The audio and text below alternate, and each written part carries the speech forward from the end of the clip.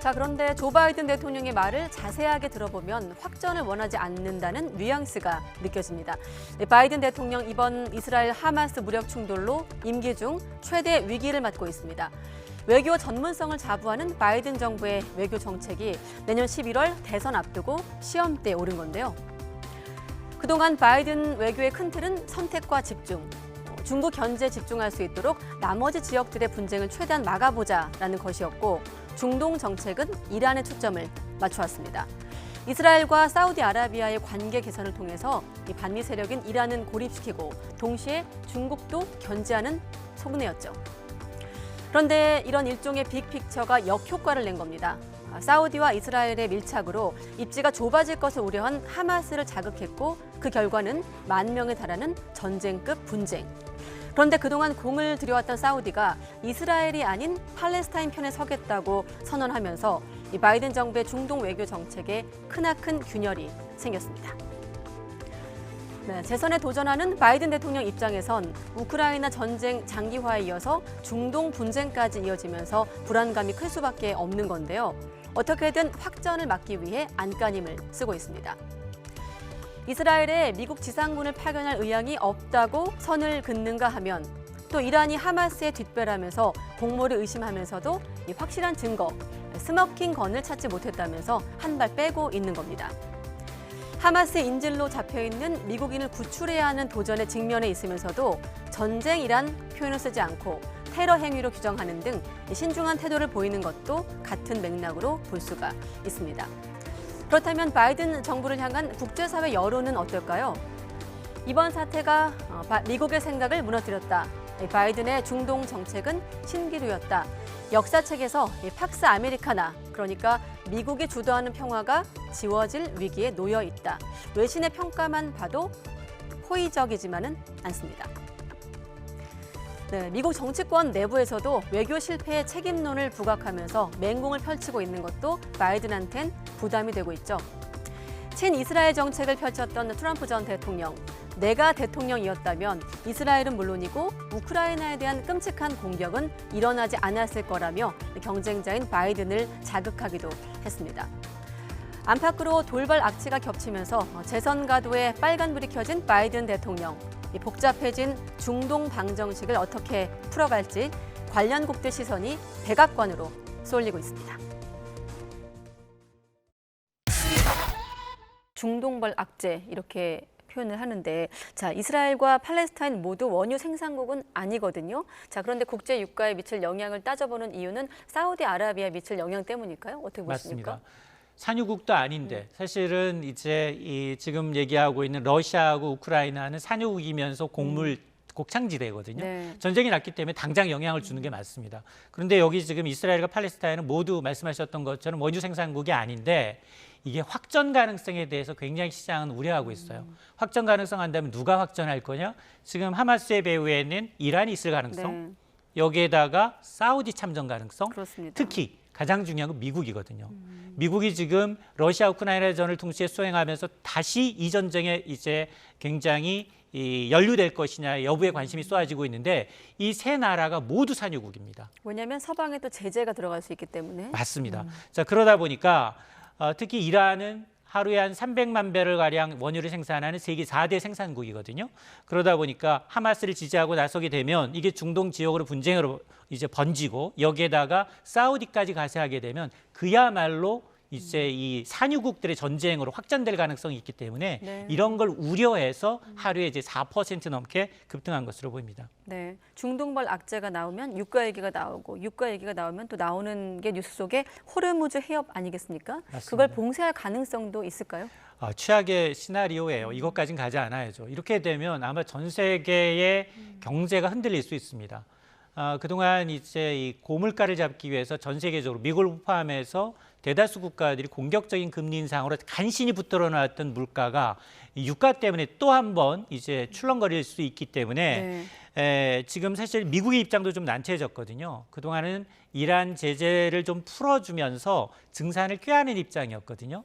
지금 미국도 지금 전략적 비축유가 지금 동이 났어요. 고갈됐기 때문에 자체적인 이제 증산보다는 우방국들을 좀 달래가면서 증산을 깨왔는데 만에 하나 하마스를 지지한다라고 공식적으로 이제 언급해 버리게 되면 미국이 다시 제재 집행 강도를 높일 수밖에 없습니다.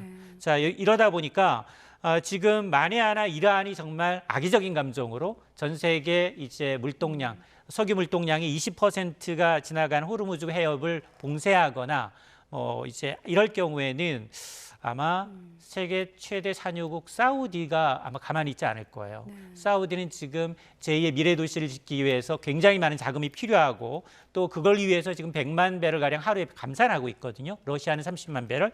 또 이런 상황에서 이제 만에 하나 이제 이게 더 장기화되고 또 호르무즈 해협을 차단하거나 수출에 이제 이상이 생기게 된다면 아마 이제 추가적인 유가가 어디까지 오를지는 아마 누구도 감잡지 못할 겁니다.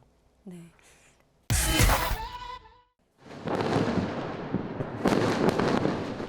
유대교 안식일 새벽에 감행된 하마스의 기습 공격과 민간인 학살.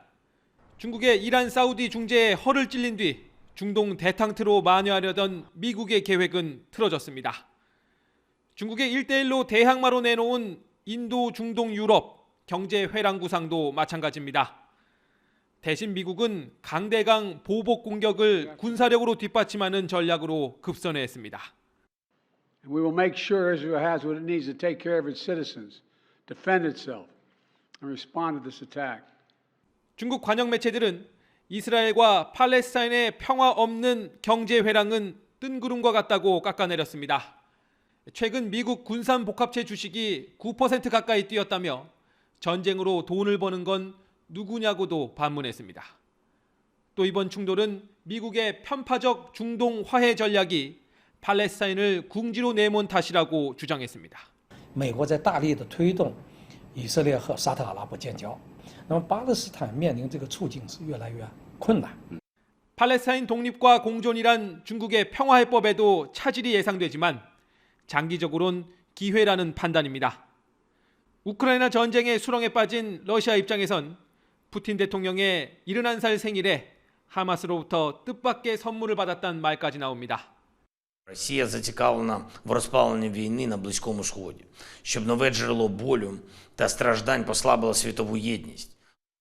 그동안 팔레스타인 문제 해법에 공감대를 이뤄온 시진핑 주석과 푸틴 대통령은 다음 주 1대1로 정상 포럼에서 만나 중동 정세를 논의할 예정입니다. 베이징에서 YTN 강정규입니다. 가자지구 한복판에서 검은 연기가 쉴 새 없이 솟구쳐 오릅니다. 이스라엘의 보복 공습이 또 시작됐습니다. The injuries that were found on the bodies of the killed found signs of torture on the bodies like anything they've ever seen in their life, and some of them. 거리에는 아랍어로 적힌 이스라엘의 전단지가 미리 뿌려졌습니다. 하마스의 야만적 행동 때문에 공격할 수밖에 없다며 주민들은 서둘러 대피하라는 겁니다. 매일 같은 공습에 도시는 말 그대로 폐허로 변했습니다. 병원은 다치거나 희생된 사람들로 인산인해입니다. والجرحى ممكن أن يستشهدوا في أي لحظة ولا نستطيع تقديم الخدمة لهم بسبب العدد الكبير، نقص الإمكانيات، نقص الأدوية. الوضع خطير جدا. 이스라엘 북부 레바논과 시리아 접경지대에도 병력이 속속 모이면서 긴장감이 고조되고 있습니다. 이스라엘과 레바논의 이슬람 무장단체 헤즈볼라 사이에는 몇 차례 교전이 벌어졌고 이스라엘이 시리아 수도 다마스크스와 알레포 공항을 공격했다는 보도도 나왔습니다. 이런 가운데 이란의 부인에도 불구하고 하마스 기습 공격의 배후로 이란을 의심하는 목소리는 점점 커지고 있습니다. 독일 숄츠 총리는 하마스에 대한 이란의 도움을 기정사실화하며 대놓고 이란을 몰아붙였습니다. Ohne iranische Unterstützung über die letzten Jahre wäre die Hamas zu diesen präzedenzlosen Angriffen auf israelisches Territorium nicht fähig gewesen. 하마스 관계자도 미국 뉴스위크와의 인터뷰에서 이란 등과 최고위급 수준에서 협력했다고 밝혔습니다. YTN 황보열입니다. 백악관 브리핑에서는 미국이 중동 위기에 집중하는 사이 한반도 안보 전략이 소홀해지는 건 아닌지 질문이 나왔습니다. 존 커비 국가안보회의 전략소통조정관은 미국은 충분히 크고 강력한 국가라며 한반도는 물론 우크라이나 전쟁 지원에도 영향이 없을 거라고 밝혔습니다. We're still doing an amazing amount of work in the Indo-Pacific to shore up our alliances and our partnerships and to try to increase stability, security, and prosperity throughout the region. So we're not worried about our ability to do all those things. 하마스 대원이 북한에 로켓포를 가지고 있었다는 일부 보도에 대해선 아직 확인된 사실이 없다고 선을 그었습니다. I can't confirm the reports about the rockets. I'm happy to take that question and see if we have more information on it. I just don't have that today. 이스라엘을 방문한 블링컨 국무장관은 팔레스타인 자치정부 수반을 만나겠다고 밝혔습니다. 이스라엘을 공격한 하마스와 팔레스타인을 분리 대응해 하마스를 고립시키겠다는 전략으로 해석됩니다. 블링컨 장관은 또 카타르와 사우디, 아랍에미리트 등을 순방하며 각국 지도자들도 만날 계획입니다.